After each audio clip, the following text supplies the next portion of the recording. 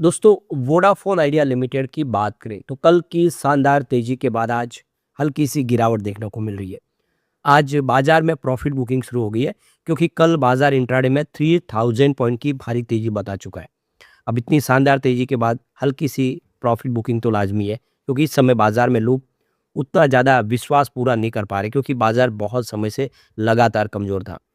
ऐसे में Vodafone idea से कुछ बड़ी अपडेट निकल के आ रही है। यहाँ पे वोडाफोन आइडिया की तरफ से मैनेजमेंट में से बयान निकल कर आया है। अभिजीत किशोर का क्या कहना है उसको जानेंगे और वोडाफोन आइडिया को सरकार की तरफ से राहत देने की कोशिश की जा रही है। जो एजीआर बकाया है उसका रीअसेसमेंट हो रहा है जिसको लेकर कुछ अपडेट है, उसको भी समझेंगे और बड़े फंड हाउस का रुझान स्टॉक को लेकर कैसा है वो भी जानेंगे इस वीडियो के माध्यम से। लेकिन फ्रेंड्स, उससे पहले अगर आप पहली बार हमारे चैनल पे आए तो चैनल को सब्सक्राइब कर दीजिए, एक बेल आइकॉन दबा दीजिए ताकि जब भी नया वीडियो बने पहला नोटिफिकेशन आपको मिले। वीडियो पसंद आए तो लाइक से जरूर कीजिए। चलो फ्रेंड्स, वीडियो स्टार्ट करते हैं। मैं हूँ आपका दोस्त SB दवे और बारे अपने चैनल ऑनलाइन कमाई में आपका बहुत बहुत स्वागत है। सबसे पहले बाजार की बात करें तो BSE सेंसेक्स इस समय 77,040 के स्तर पर है। अब आप देख ही सकते हो क्लियरली बाजार ने ज़बरदस्त बाउंस बैक दिया, 71,000 तक पहुंच गया था सेंसेक्स। वो इस समय 77,000 के आसपास है। तो क्लियर है कि निचले लेवल से बड़ा बाउंस बैक देखने को मिला है, लेकिन आज 522 पॉइंट की गिरावट देखने को मिली है, यानी 0.67% डाउन है BSE सेंसेक्स। तो ये देख सकते हो कि कल क्लोजिंग 77,562 के आसपास ही सेंसेक्स की और आज लगभग 200 पॉइंट की गिरावट के साथ बाजार की शुरुआत हुई। हल्की सी रिकवरी हुई लेकिन बाजार तेजी में नहीं आया क्योंकि आप क्लियर देख सकते हो कि प्रॉफिट बुकिंग हुई है। लेकिन ये अच्छी बात है कि निचले लेवल से बाजार फिर कम से कम 400 पॉइंट रिकवर हुआ क्योंकि इंट्राडे का जो लो वो 76,624 का और इस समय 77,000 के स्तर पे बाजार है। तो अच्छी खासी खरीदारी देखने को मिल रही है इस समय निचले लेवल से और इससे उम्मीद है कि बाजार हो सकता है कि रिकवर कर जाए। अब वोडाफोन आइडिया लिमिटेड की बात करें तो 9.12 पर आप देखें इस समय स्टॉक ट्रेड कर रहा है। 0.87% की यहाँ पे गिरावट देखने को मिल रही है। तो 9.20 पर कल की क्लोजिंग थी और आज 9.15 पर गिरावट के साथ शुरुआत हुई और अच्छी बात ये रही कि इसने 9.22 का हाई भी बनाया इंट्राडे में। इसका मतलब ये है कि हल्की सी गिरावट के बाद पॉजिटिव जोन में स्टॉक गया था, लेकिन बाजार में दबाव की वजह से ये देखें तो 9 रुपये का इसने लो बनाया। तो अभी फिलहाल 9 के आसपास है, लेकिन 6.12 इसका 52 वीक का लो बना हुआ और हाई है 12.80 का। तो इस समय स्टॉक अपने 52 वीक के लो और हाई के बीच में बिल्कुल ट्रेड कर रहा है, लेकिन सिंगल डिजिट में होने से थोड़ा सा दबाव स्टॉक के ऊपर आ जाता है। अगर एक बार 2 डिजिट में चला जाए तो फिर आगे संभावना पॉजिटिव हो सकती है। उसकी परफॉर्मेंस देखिए वन डे के हिसाब से आपको यहाँ पे 6.60% की शानदार तेजी देखने को मिलेगी, जबकि 1 वीक का रिटर्न 7.85% पॉजिटिव है। लेकिन पिछले 1 महीने में यहाँ पे 8.55% की गिरावट हुई है और 3 मंथ में देखें तो 20% की गिरावट हुई है। तो यहाँ पे देखो कि जो निवेश जिसमें 3 से 1 महीने के बीच में का उसको लॉस हो रहा है। 1 ईयर का रिटर्न लेकिन अभी भी अच्छा है, 28.31% का इसने पॉजिटिव रिटर्न दिया स्टॉक ने, जबकि पिछले 3 सालों में 47% के आसपास का पॉजिटिव रेटिंग मिला है। 5 ईयर के हिसाब से जो यहाँ पे 2.13% के आसपास की गिरावट हुई है, यानी 5 साल पहले जिसने निवेश किया उसको घाटा हो रहा है और जिसका निवेश 3 महीने के अंदर है उसको घाटा हो रहा है। बाकी ओवरऑल इसका प्रदर्शन ठीक रहा है।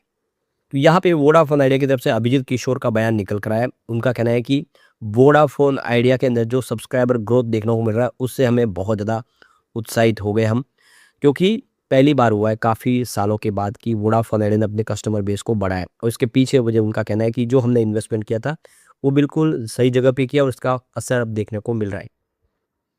तो ये देखो कि वोडाफोन आइडिया के CEO यानी चीफ एग्जीक्यूटिव ऑफिसर अभिजीत किशोर ने कहा है कि जो इस समय एक सब्सक्राइबर हमने ऐड किए फरवरी के अंदर, ये एक अच्छी खासी इंप्रूवमेंट देखने को मिल रही है। ब्रॉडबैंड सब्सक्राइबर हमारे ऐड हुए क्योंकि हमने सर्विस सुधारी है।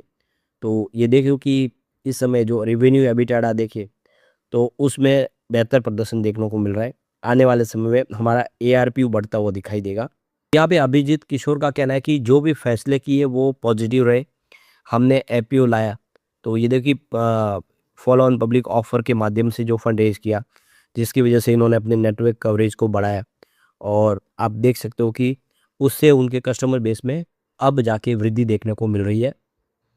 तो यहाँ पे जो 17 प्रायोरिटी मार्केट्स है वहाँ पे अब रिलायंस जियो और भारती एयरटेल को टक्कर दी जा रही है और हमारा मार्केट शेयर वहाँ पे बढ़ता हुआ दिखाई दे रहा है, जिससे हमारा रेवेन्यू भी आने वाले समय बढ़ेगा। तो VI ने यहाँ पे 16,000 करोड़ के आसपास का इन्वेस्टमेंट किया, जिसमें आप देखें तो 1.17 लाख न्यू ब्रॉडबैंड साइट इन्होंने डेवलप की। इसके अलावा 98% 4G पॉपुलेशन एरिया कवरेज कर लिया इंडिया का, और बहुत तेज़ी से 5G सर्विस भी ये लॉन्च करे हर जगह पे। तो लगातार इन्वेस्टमेंट का असर अब देखने को मिल रहा है। तो ये कि काफ़ी सालों के बाद वीआई ने 21,927 नए सब्सक्राइबर जोड़े। तो अब आप देखिए सब्सक्राइबर बेस 198.4 मिलियन के आसपास। तो ये देख सकते हो कि लेटेस्ट जो ट्राई के डाटा के अनुसार ये 5 साल के बाद देखने को मिला है कि वोडाफोन आइडिया ने कस्टमर जोड़े, जबकि वो लगातार लाखों कस्टमर गंवा रहे थे। क्वार्टर 3 के दरमियान देखें तो यहाँ पे वीआई की जो एवरेज डाटा यूजेज थी वो 19.2 जीबी पर मंथ के हिसाब से थी 4G और 5G की, जिसमें 26.7% की ईयर एंड बेसिस पे ग्रोथ देखने को मिल रही थी। तो क्लियर है कि अब कस्टमर बेस बढ़ने लगा है, यूजर्स बढ़ने लगे, तो धीरे-धीरे कंपनी का लॉस भी कम होगा, जो ऑलरेडी पहले से ही लॉस कम हो ही रहा है लगातार। तो वोडाफोन आइडिया अब जल्द ही यहाँ पे करीब 133 सिटीज़ के अंदर अपनी 5G सर्विस शुरू करने जा रहे हैं।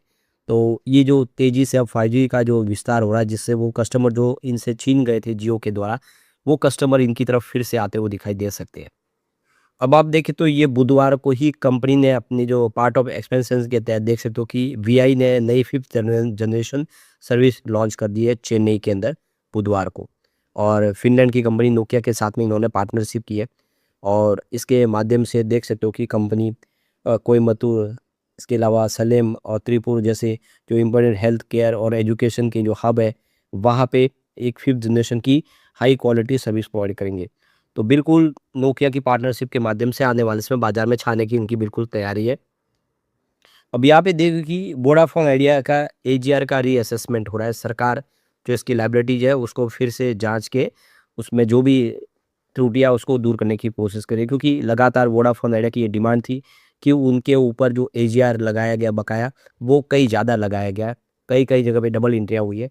तो उसका सारा रीअसेसमेंट हो रहा है, लेकिन वो समय लेगा। इससे पहले जो उसका जो पूरा कंप्लीट करने का टारगेट 31 मार्च रखा था, लेकिन हो नहीं पाया।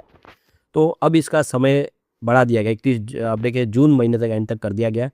तो ये देखो कि इसके पीछे जो कि यहाँ पे जो स्पेक्ट्रम यूजेस चार्जेस यानी एसयूसी, वो अभी तक सबमिट नहीं किया कंपनी की तरफ से, और जब तक देख सकते हो कि वो टाइम पे वो नहीं दे पाएंगे तब तक कार्रवाई आगे नहीं बढ़ पाएगी। तो इस वजह से इसको डिले कर दिया गया है, इस मामले को थोड़ा भी जून तक आगे टाइमलाइन कर दिया गया है। अभी रिसेंटली देखो कि हमारे यूनियन कैबिनेट ने बड़ा फैसला किया है, वोडाफोन आइडिया को एक बड़ी राहत दी सुप्रीम कोर्ट के आदेश के बाद। 87,695 करोड़ रुपीज़ का जो भारी भरकम एजीआर ड्यू है, उसका जो टाइम पीरियड बढ़ा दिया गया है। आप देखें तो 2006 2007 से लेकर 2018-19 के बीच का जो भी एजीआर बकाया था, उसको फिलहाल आप देख सकते हो कि फ्रीज कर दिया गया है, यानी वो एजीआर अभी चुकाना नहीं है, आने वाले समय चुकाना है। तो काफ़ी बड़ी राहत दे दी गई है, जिससे आने वाले समय वोडाफोन आइडिया अपने बिजनेस को आगे बढ़ा पाएंगे। जो भी फंड इकट्ठा होगा उसका इस्तेमाल कवरेज को बढ़ाने में कर पाएंगे। तो यहाँ पे अगर हम बड़े फंड हाउस का रुझान दे स्टॉक को लेकर देखें, तो अभी मार्च के डाटा हमारे सामने नहीं आए, लेकिन दिसंबर क्वार्टर में जम के खरीदारी हुई थी। आप देखिए प्रमोटर की होल्डिंग यहाँ पे 25.57% है, जो अनचेंज है। इसमें 49% की हिस्सेदारी गवर्नमेंट की है, इंडिया की सरकार की है। और यहाँ पे एफआईडीआई की बात करूँ, उनकी होल्डिंग 5.99% है, जो अनचेंज थी, कोई बदलाव नहीं हुआ। लेकिन एफआईए की संख्या बढ़ चुकी है, पहले 498 थे जो बढ़ के 531 हो गए। तो काफ़ी सारे एफआई नए एंट्री कर चुके। म्यूचुअल फंड की होल्डिंग इंक्रीज हुआ है, 4.55% थी जो बढ़ के 5.34% हो चुकी है। और उनकी संख्या भी बढ़ी है, 33 थे पहले जो बढ़ के 37 हो चुके हैं। इंडिया के जो बड़े इंस्टीट्यूशनल इन्वेस्टर उनकी होल्डिंग भी बढ़ी है, 59.75% थी जो बढ़ के 60.60% हो चुकी है। ऐसे में उम्मीद है कि आने वाले समय वोडाफोन आइडिया बेहतर करेगा। लेकिन फ्रेंड्स, कोई भी इन्वेस्टमेंट करने से पहले अपने फाइनेंशियल एडवाइजर से एडवाइस ले ले, या अपना खुद का रिसर्च करें, क्योंकि मैंने वीडियो आपके एजुकेशनल पर्पज़ के लिए ही बनाया। वीडियो पसंद आए लाइक से जो कीजिए और चैनल को सब्सक्राइब कर दीजिए। Thank you friends.